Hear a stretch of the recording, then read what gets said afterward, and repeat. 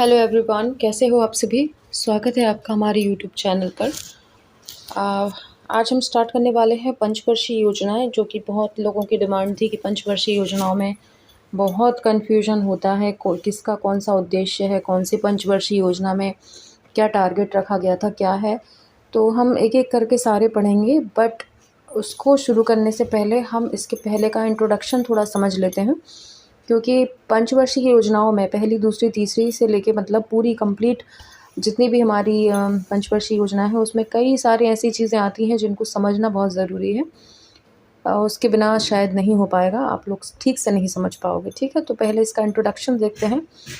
क्या योजना आयोग था, क्या क्यों हमारे देश में लाया गया, ये सारी चीज़ें हम पहले समझेंगे। उसके बाद कल से हम पहली पंचवर्षीय योजना समझेंगे। ठीक है, तो आज हम पढ़ते हैं कि योजना क्या है। पहले हम भारत में पंचवर्षीय योजनाओं के अंतर्गत योजना क्या है वो हम समझते हैं। ठीक है, तो योजना इसकी व्याख्या करती है कि किसी देश के संसाधनों का प्रयोग किस प्रकार किया जाना चाहिए। योजना के कुछ सामान्य तथा कुछ विशेष उद्देश्य होते हैं। किसी भी प्लानिंग की, किसी भी योजना के कुछ एक उद्देश्य होते हैं जिसके लिए उसको किया जाता है। ठीक है, जिनको एक निर्दिष्ट समयावधि में प्राप्त करना होता है। एक टारगेट सेट किया जाता है, पहली चीज़ योजना बनाई जाती है, और एक टाइम डिसाइड किया जाता है कि इतने टाइम में हमको ये चीज़ कंप्लीट करनी है। जैसे आप लोग अपना सिलेबस करते होगे कि आज हमको ये वाला टॉपिक इतने इतने घंटे में या इतने इतने दिन में कंप्लीट करना है। ये क्या हो गई, आपकी प्लानिंग हो गई, और उसके लिए आपने एक टाइम सेट कर लिया। ठीक है, सेम वही योजना कहलाती है। ठीक है, भारत में योजनाएं 5 वर्ष की अवधि की होती थी और इसे पंचवर्षीय योजनाएं कहा जाता था। ठीक है, यह शब्दावली राष्ट्रीय नियोजन में अग्रणी देश पूर्व सोवियत संघ से ली गई है। ये क्वेश्चन कई बार पूछा गया है कि हमारी जो पंचवर्षीय योजना है वो कहाँ से ली गई हैं, तो सोवियत संघ से ली गई हैं। ठीक है, सोवियत संघ।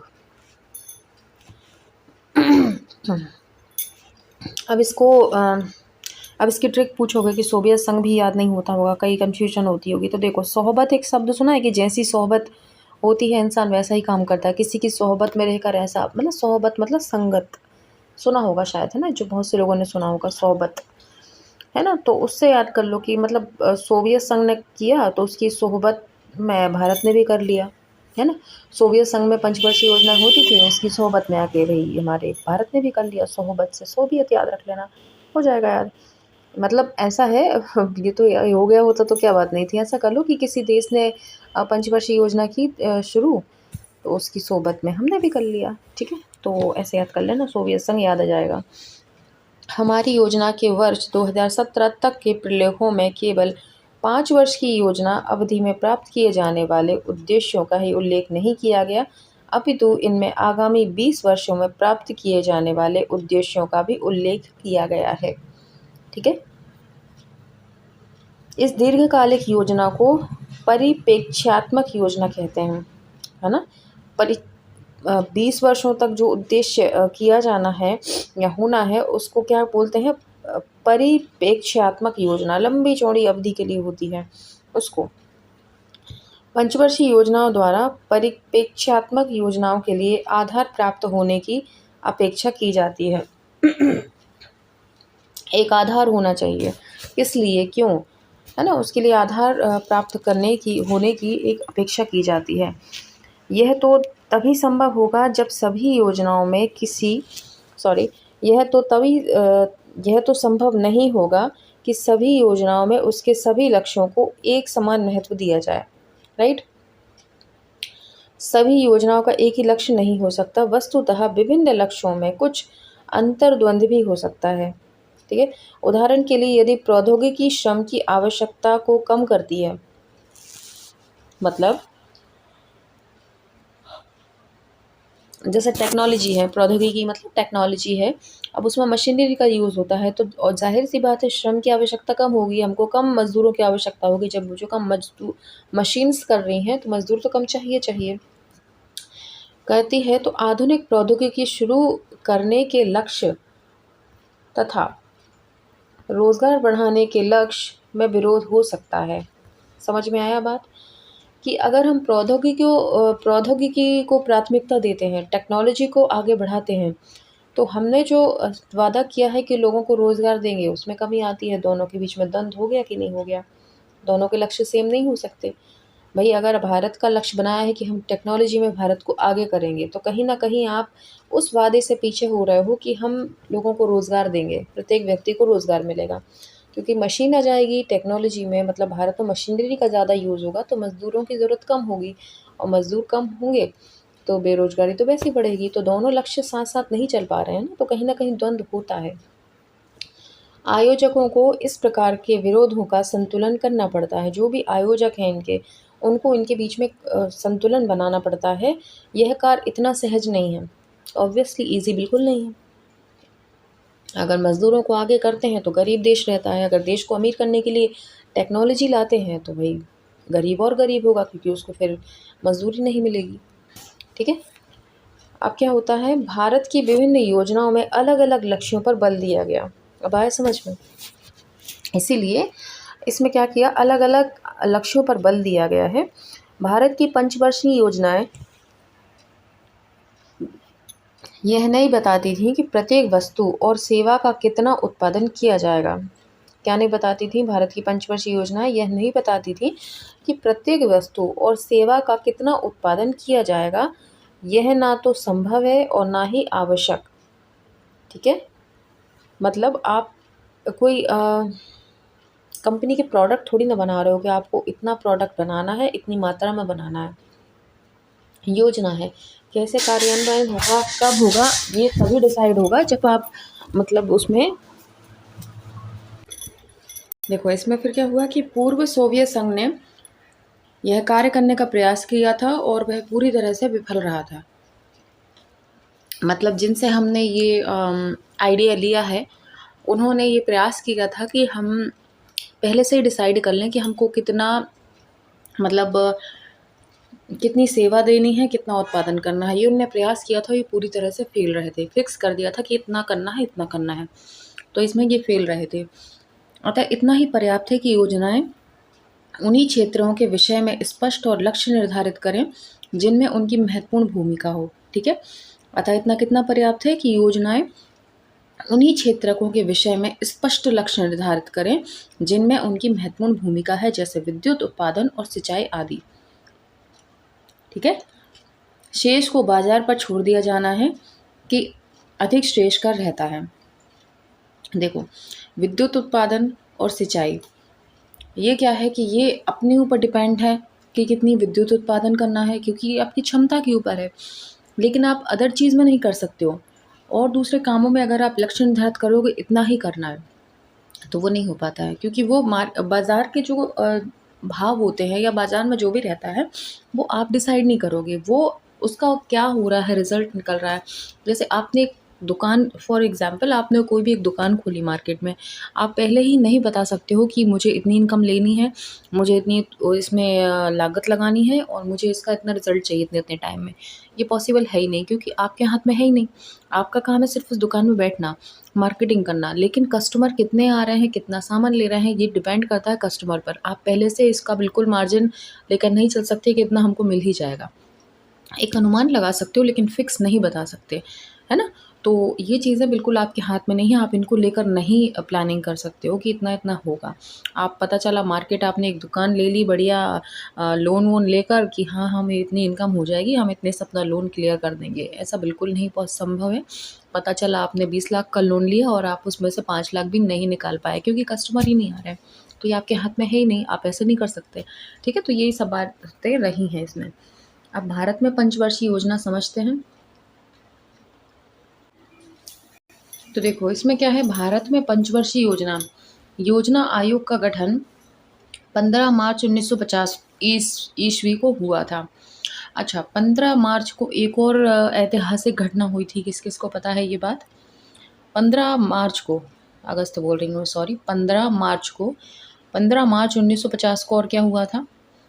15 मार्च से याद होगा आप लोगों को, लाडली बहना के जो फॉर्म है वो भरना स्टार्ट हुए थे, राइट? याद है किसी को? 15 मार्च को लाडली बहना के जो फॉर्म है वो भरने स्टार्ट हुए थे। और 1950 में क्या हुआ था? 26 जनवरी 1950 को हमारे देश का संविधान लागू हुआ था। तो क्यों ना इन दोनों को जोड़कर आप एक ट्रिक बना लो।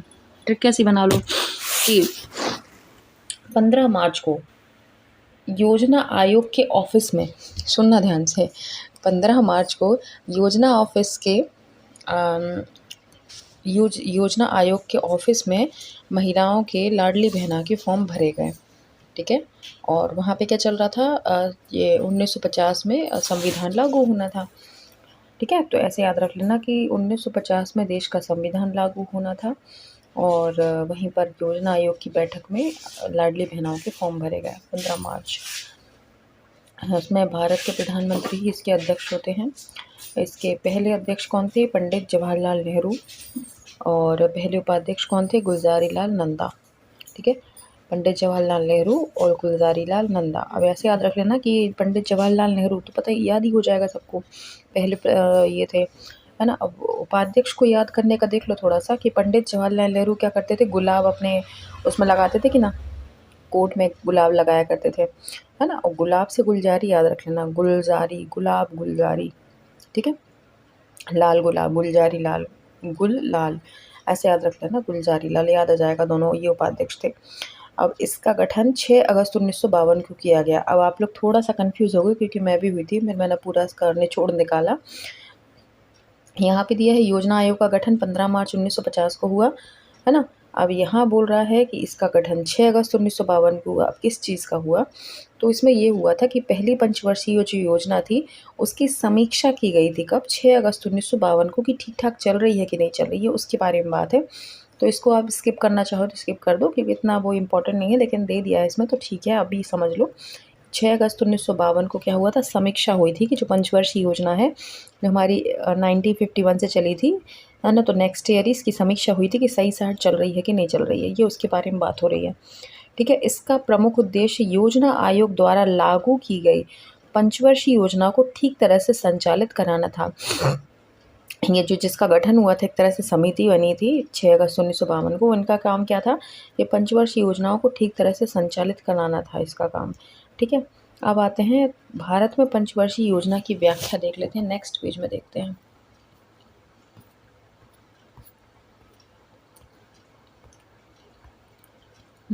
भारत में पंचवर्षीय योजना की व्याख्या। 1947 की आज़ादी के बाद भारतीय अर्थव्यवस्था के पुनर्निर्माण के अलावा अन्य विकल्प नहीं था, हैं, क्योंकि आज़ादी के बाद लगभग पूरा भारत जो है अस्त व्यस्त हो गया था। इंडिया अलग डिवाइड, पाकिस्तान अलग डिवाइड, काफ़ी ज़्यादा मतलब दिक्कतें हो रही थी। तो इसमें क्या हुआ था कि भारतीय अर्थव्यवस्था पूरी तरह से बेकार हो चुकी थी, तो इसका पुनर्निर्माण के अलावा कोई और ऑप्शन नहीं बचा था।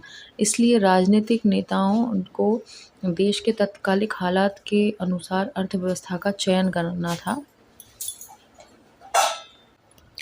क्या था? इसलिए राजनीतिक नेताओं को देश के तत्कालिक हालात के अनुसार अर्थव्यवस्था का चयन करना था व आर्थिक नियोजन भी तैयार करने थे। ठीक है। इनको क्या करना था? राजनीतिक नेताओं को देश के तत्कालिक हालात के अनुसार अर्थव्यवस्था का चयन करना था। ठीक है। जैसे हालात हैं उसके अनुसार उनको अर्थव्यवस्था डिसाइड करनी थी, तो उन्होंने क्या करा? पंचवर्षीय योजनाओं की शुरुआत की। ठीक है। देश के जो राजनेता थे उन्होंने देखा कि अर्थव्यवस्था बहुत ज़्यादा गड़बड़ हो गई है, इसके लिए कुछ करना होगा, तो ये सोचकर ही उन्होंने पंचवर्षीय योजनाओं की शुरुआत की। आर्थिक योजना के तहत सरकार द्वारा योजनाबद्ध सामान्य और विशिष्ट लक्ष्यों को पूरा करने के लिए राष्ट्र के संसाधन आवंटित करना मुख्य कार्यों में से एक था। ध्यान से सुनना इस बात को। आर्थिक योजना के तहत जो योजना बनी है, फाइनेंशियली जो प्लानिंग की है, सरकार द्वारा योजनाबद्ध, ठीक है, योजना बनाकर सामान्य और विशिष्ट लक्ष्यों को पूरा करने के लिए, जो नॉर्मल है और स्पेशल लक्ष्यों को पूरा करने के लिए राष्ट्र के संसाधन आवंटित करना मुख्य कार्यों में से एक था। ठीक है। राष्ट्र के जो संसाधन है उनको आवंटित करना का मुख्य कार्यों में से एक था। जिस तरह से नाम स्वयं से ही बात स्पष्ट हो रही है, जिस तरह से नाम स्वयं से ही बात स्पष्ट हो रही है, भारत में यह योजनाएं 5 साल की अवधि के लिए बनाई गई थी। पंचवर्षीय से पता चल रहा है 5 वर्षों की, नाम से स्पष्ट है। ठीक है। 5 साल की योजना परिप्रेक्ष्य योजनाओं के मूल रूप से अल्पकालिक संस्करण है। थोड़ी लैंग्वेज डिफिकल्ट है लेकिन बात समझना। 5 साल की योजना परिक्षेप योजनाओं के मूल रूप से अल्पकालिक प्रसंस्करण है। अब आप समझ रहे हो, जैसे जो 20 साल का जो प्लानिंग परिक्षेप अभी अपन ने समझा था कि क्या होता है, लॉन्ग मतलब लंबे समय के लिए जो बनाई जाती है उसे क्या बोलते हैं, परिक्षेप योजनाएं, परिप्रेक्ष्य योजनाएं। ठीक है, थोड़ी सी हिंदी दिक्कत हो जाती है इतने खतरनाक वर्ड पढ़ने में। परिप्रेक्ष्य योजनाओं के मूल रूप से अल्पकालिक मतलब जो लंबी चौड़ी लंबी अवधि जैसे 20-20 साल के लिए योजना है, तो उसका छोटा रूप क्या है, पंचवर्षीय योजना है। प्रसंस्करण है ना, अल्पकालिक प्रसंस्करण। ठीक है, तो मतलब छोटा रूप है उसका ये। ठीक है, एक परिप्रेक्ष्य योजना एक दशक या 20 साल तक फैले क्षेत्र के दीर्घकालिक लक्ष्यों की रूपरेखा तैयार करती है। 10 या 20 साल के लिए होती हैं परिप्रेक्ष्य योजनाएं, लेकिन पंचवर्षीय उसका छोटा संस्करण है, मतलब अल्पकालिक संस्करण है, जो कि कितने साल का है, 5 सालों का, 5 वर्षों का। भारत में बनाई गई 5 साल की योजनाओं में आर्थिक नियोजन का विचार पूर्व रूस तब यूएसएसआर से प्रेरित था। यूएसएसआर से प्रेरित था, पूर्व रूस, पुराने रूस। ठीक है, भारत में बनाई गई 5 साल की योजनाओं में आर्थिक नियोजन का पर विचार, ठीक है, पूर्व रूस से प्रेरित था। 5 साल की योजनाओं की धारणा के बाद भारत ने 12 वर्षीय योजना जारी की। 5 साल की योजनाओं की धारणा के बाद भारत ने 12 पंचवर्षीय योजना जारी की। मतलब पहले तो 5 साल के लिए एक ही पंचवर्षीय योजना लाई थी, लेकिन उसका रिजल्ट देखने के बाद कुछ उनमें सुधार हुआ अर्थव्यवस्था में, तो भारत ने 12 पंचवर्षीय योजना जारी कर दी कि अब हम 5-5 साल करके 12 पंचवर्षीय योजना लाएंगे। 12वीं पंचवर्षीय योजना आखिरी थी, क्योंकि भारत सरकार ने 5 साल की योजनाओं को लॉन्च करना बंद कर दिया और योजना आयोग के स्थान पर NITI आयोग नामक एक थिंक टैंक लॉन्च किया, यानी जिसको हम नीति आयोग कहते हैं। ठीक है, NITI यानी नीति आयोग। ठीक है, उसको लॉन्च किया। अब हम देखेंगे महालनोबिस क्या थे, ये आएगा हमारे दूसरी पंचवर्षीय योजना में शायद से ना, उसमें आएगा ये, तो इसको भी समझ लो क्या है ये महालनोबिस। भारतीय योजनाओं के निर्माता। भारत की पंचवर्षीय योजनाओं के निर्माण में अनेक प्रसिद्ध विचारकों का योगदान रहा है। उनमें सांख्यिकीवाद प्रशांत चंद्र महालनोबिस का नाम उल्लेखनीय है। ठीक है, द्वितीय पंचवर्षीय योजनाओं का सामान्यतः विकासात्मक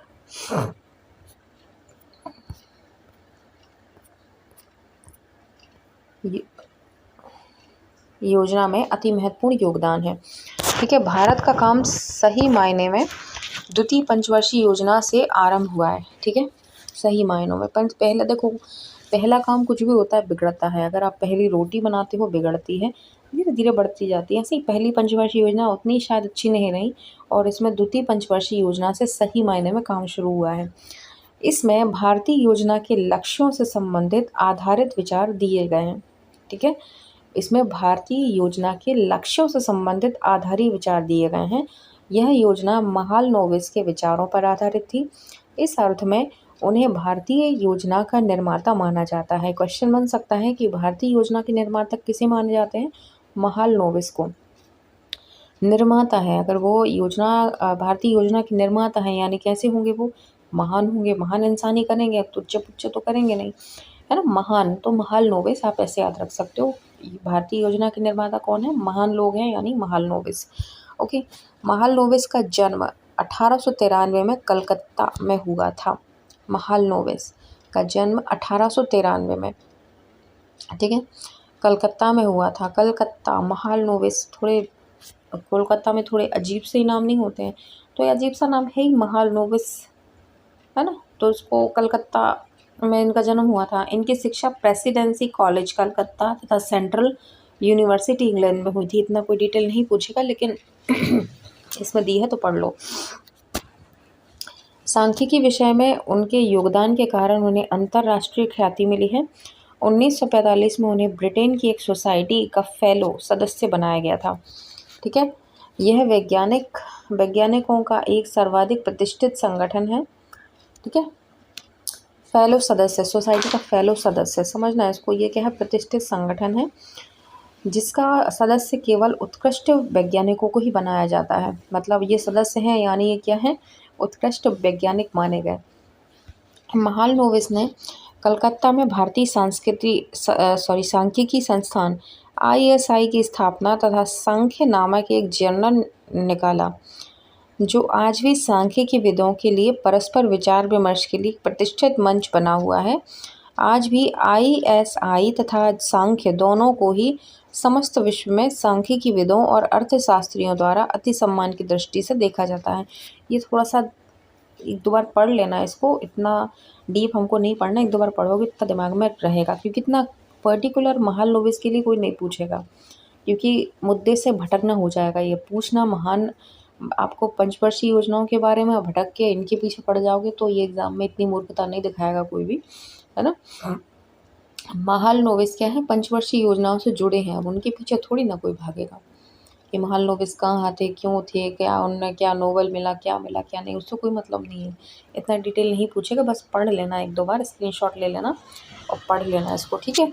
द्वितीय पंचवर्षीय योजना के दौरान महालनोबिस ने भारत के आर्थिक विकास के लिए भारत तथा विदेशों से प्रतिष्ठित अर्थशास्त्रियों को आमंत्रित किया जाने की सलाह दी। क्या किया इन्होंने, द्वितीय पंचवर्षीय योजना के दौरान महालनोबिस ने भारत के आर्थिक विकास के लिए भारत तथा विदेशों से प्रतिष्ठित अर्थशास्त्रियों को आमंत्रित किए जाने की सलाह दी। ये भारत से और भारत के बाहर से विदेशों से प्रतिष्ठित अर्थशास्त्रियों को बुलाया जाएगा दूसरी पंचवर्षीय योजना के दौरान। कालांतर में इनमें से कुछ अर्थशास्त्रियों को नोबेल पुरस्कार मिला। कालांतर में इनमें से कुछ महान अर्थशास्त्रियों को नोबेल पुरस्कार मिला। यह इस बात को दर्शाता है कि उन्हें प्रतिभाशाली व्यक्तियों की पहचान थी, ठीक है। मतलब तब उनको नोबेल मिला नहीं था, इनने जब बुलाया था तब उनको कोई नोबेल वोबेल नहीं मिला था, वो नॉर्मल काम कर रहे थे, अर्थशास्त्री थे। लेकिन इन्होंने जिनको बुलाया था, है ना, उन लोगों को आगे जाके नोबेल मिले। मतलब इन्हें कहीं ना कहीं ये पता था कि ये कैसे हैं, प्रतिभाशाली व्यक्ति हैं जिन्हें मैं इनवाइट कर रहा हूँ, ठीक है। महालनोबिस द्वारा आमंत्रित किए गए अर्थशास्त्रियों में वे लोग भी थे जो द्वितीय पंचवर्षीय योजनाओं के समाजवादी सिद्धांतों के कटु आलोचक थे, ठीक है। मतलब उन लोगों को महालनोबिस द्वारा आमंत्रित किए गए अर्थशास्त्रियों में वे व्यक्ति भी थे जो द्वितीय पंचवर्षीय योजना के समाजवादी सिद्धांतों के कटु आलोचक थे। मतलब इन्होंने उनको भी इनवाइट करा जो इनके अगेंस्ट थे, इनकी जो विचारधारा थी इनके अगेंस्ट थे, ठीक है। दूसरे शब्दों में वह अपने आलोचकों को सुनने के भी इच्छुक थे। हम लोग क्या करते हैं, हमारी कोई बुराई करेगा हम उसको बुलाएंगे नहीं किसी फंक्शन में कि ये आएगा और बुराई करेगा हमारी, लेकिन ये जानती हो भी कि ये हमारे खिलाफ है, मतलब इसको पसंद नहीं है ये चीज़ हम जो कर रहे हैं, ये सही नहीं मानते, लेकिन फिर भी उन्होंने उनको बुलाया क्योंकि ये सुनना चाहते थे क्या क्या तुम आलोचना करते हो। ये एक महान व्यक्ति के साइन होते हैं, पता है, कि हमारी कोई बुराई कर रहा है हम उसको बुलाएं, उसको सामने रखें ताकि हमें सुनने में आए कि हमारे बारे में क्या क्या बुराई कर रहा है, क्योंकि यही वो इंसान होगा जो आपके बारे में जेन्युइन फीडबैक दे रहा है और जिसे आप सुधार कर सकते हो। एक महान इंसान जो होता है वाकई में अपनी बुराई सुन के कभी गुस्सा नहीं होता बल्कि खुश होता है, ये फ्री में हमको एडवाइस दे रहा है कि बेटा ये बुराई है तुम में सुधार लो, ठीक है। तो समझ लो वैसा भी आप लोग, ठीक है। यह उनकी महान विद्वता का घोतक है ना। आज अनेक अर्थशास्त्री महालनोबिस की योजना संबंधी दृष्टिकोण को अस्वीकार करते हैं। क्या करते हैं, आज अनेक अर्थशास्त्री महालनोबिस की योजना संबंधी दृष्टिकोण को अस्वीकार करते हैं, परंतु भारत को आर्थिक प्रगति के पथ पर अग्रसर करने में उनकी महत्वपूर्ण भूमिका के लिए उन्हें सदैव स्मरण किया जाएगा। आज भी लोग उनकी बुराई करते हैं, लेकिन भारत को उनसे कुछ ना कुछ मिला है तो भारत तो भाई उनकी जय जयकार करेगा, हमेशा स्मरण किया जाएगा। सांख्यिकी सिद्धांत में उनके योगदान के लाभ उठाते रहेंगे, ठीक है। एक बार उनकी शक्ल देख लो भाई, ये थे हमारे महालनोबिस, ठीक है, जो हमें काफ़ी परेशान करते हैं द्वितीय पंचवर्षीय योजना में, ठीक है। आगे देखते हैं, हम आगे बढ़ेंगे।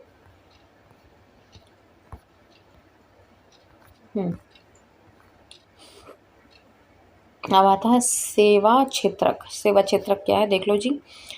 देश के विकास के साथ साथ इसमें एक संरचनात्मक परिवर्तन आता है भारत में, तो यह परिवर्तन बहुत विचित्र रहा है। सामान्यतः विकास के साथ साथ सकल घरेलू उत्पादन में कृषि का अंश कम होता है और उद्योगों का अंश प्रधान होता है।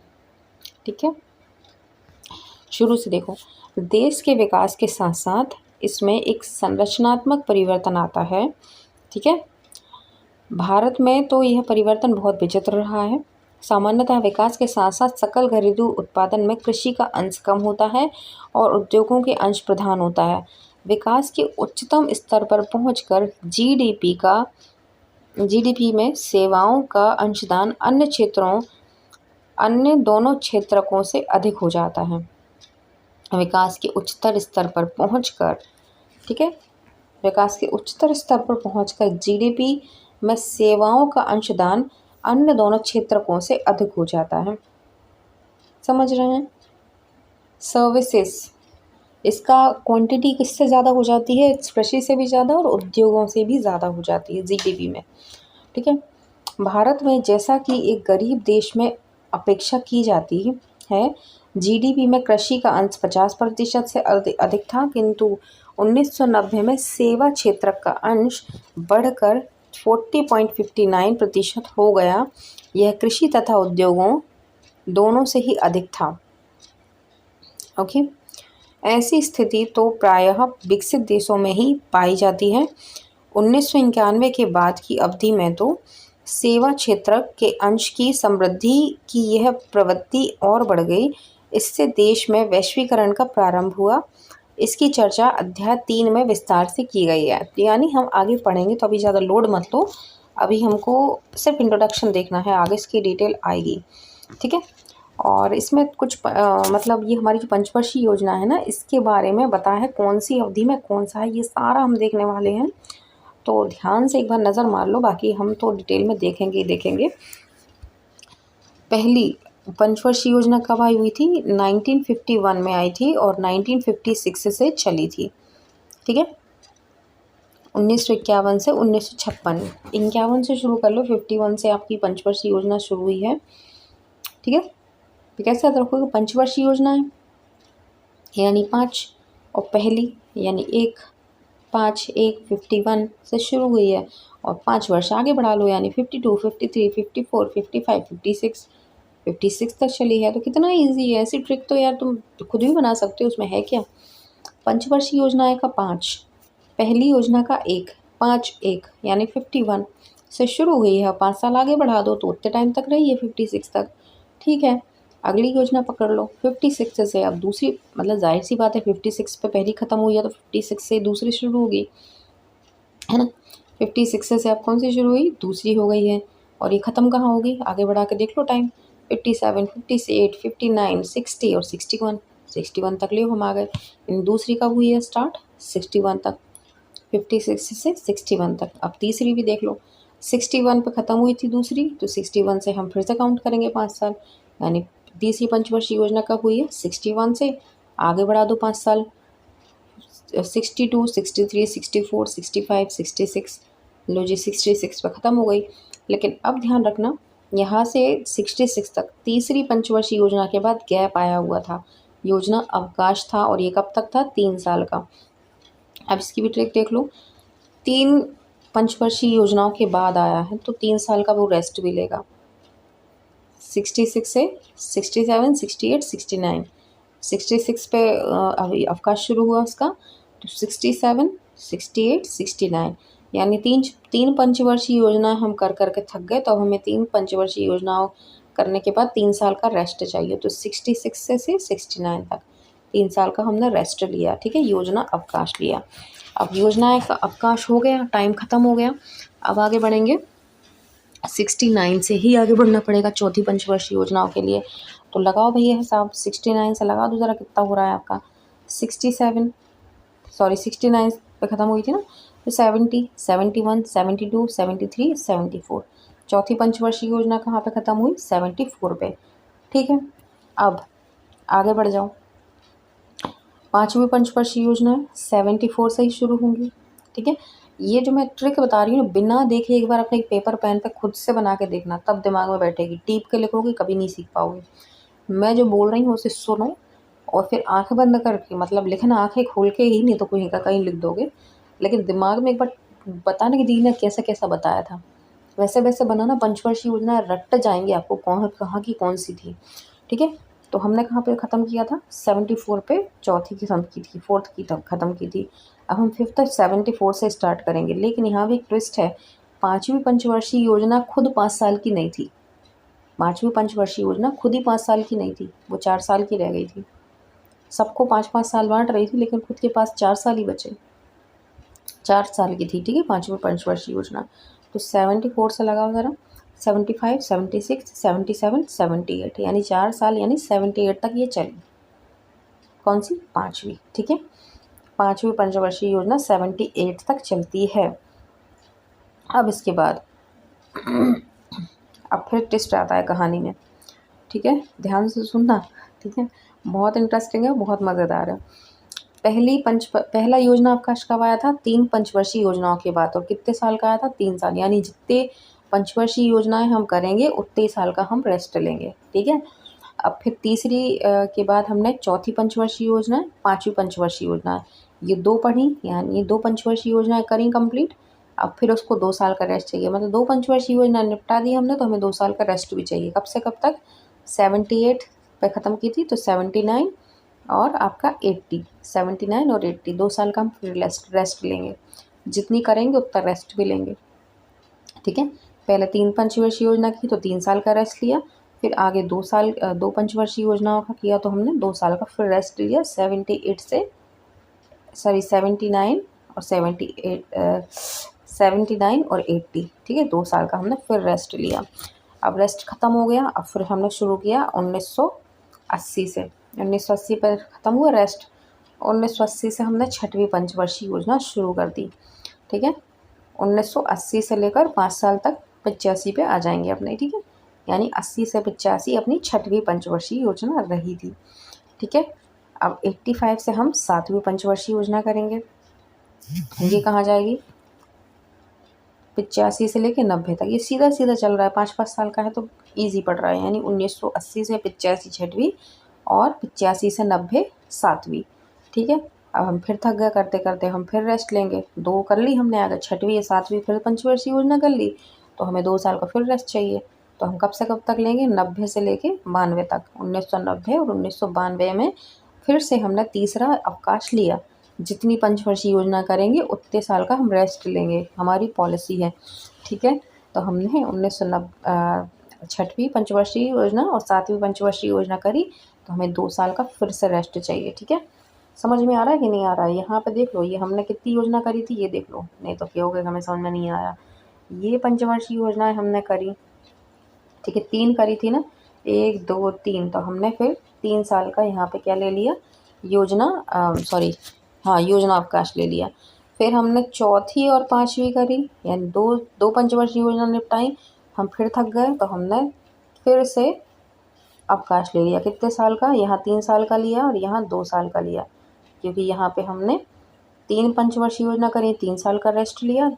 फिर से चौथी और पाँचवीं में फिर 2 पंचवर्षीय योजना करी तो 2 साल का रेस्ट ले लिया। अब फिर इसके बाद हमने छठवीं पंचवर्षीय योजना और यहाँ पे ये 7वीं पंचवर्षीय योजना, यानी 2 पंचवर्षीय योजनाएं करी, तो हम फिर थक गए, हमने यहाँ पे आके फिर से 2 साल का रेस्ट ले लिया। ठीक है, थकते बहुत हैं हम। ठीक है, यहाँ तक अपना कंप्लीट। 92 तक हमने ये 92 तक हमने क्या किया था? 92 तक हमने रेस्ट ले लिया था। अब हम करेंगे 8वीं योजना, जो चलेगी हमारी 92 से लेकर 97 तक, 1992 से 1997 तक, ये 5-5 साल की चलेंगी फिर।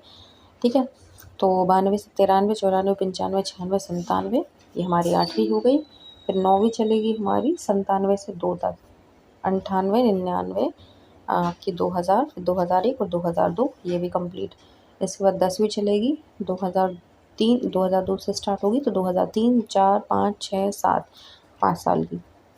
ठीक है, इसके बाद फिर चलेगी हमारी 7 से लेके 12 तक, ये चली हमारी 7 से 12 तक। फिर इसके बाद 12 से 17 तक, 5-5 साल की फिर चलती रहेंगी अपनी। ओके, तो ये हमारी पंचवर्षीय योजना के बारे में इंटरेस्ट हमारा क्या रहा है आपका इंट्रोडक्शन। इस अगली बार हम करेंगे पंचवर्षीय योजना का पहली पंचवर्षीय योजना कल से स्टार्ट करेंगे और बहुत मस्के की तरह बिल्कुल ट्रिक से याद करेंगे, छप जाएगी दिमाग में। तो बने रहना, बिल्कुल भी यहाँ वहाँ भटकने की ज़रूरत नहीं है। आप यहाँ आ गए हो तो फिर कहीं जाने की ज़रूरत नहीं है, ट्रिक से हम बिल्कुल याद करा देंगे, आपको रटवा देंगे, ठीक है। तो मिलेंगे कल पंचवर्षीय योजना, पहली पंचवर्षीय योजना के साथ। बिल्कुल बने रहना, जैसे वीडियो है वैसे ही आ जाया करो, तुरंत देख लिया करो, मुझे अच्छा लगता है और मोटिवेशन मिलता है। वीडियो पड़ी रहती है, लोग आते नहीं हैं, फिर मुझे गुस्सा आ जाती है, ठीक है ना। तो गुस्सा मत दिलाना, चुपचाप आके देख लेना, ओके। टाइम फिक्स रहता है, आपकी जो मैनेजमेंट है 12 बजे आ ही जाती है और इवनिंग वाली जो हमारी चल रही है वो 4 बजे आ जाती है। फिक्स टाइम है, आके देख लिया करो, फटाफट से लाइक किया करो, कमेंट किया करो और ज़रा सा आप मुझे एनर्जी दिया करो, ताकि मैं एनर्जेटिक होके आपके लिए अच्छे कंटेंट लाती रहूँ और आप लोगों की पढ़ाई बहुत ईज़ी हो जाए, ठीक है। अगले वीडियो में मिलेंगे, तब तक के लिए बाय बाय।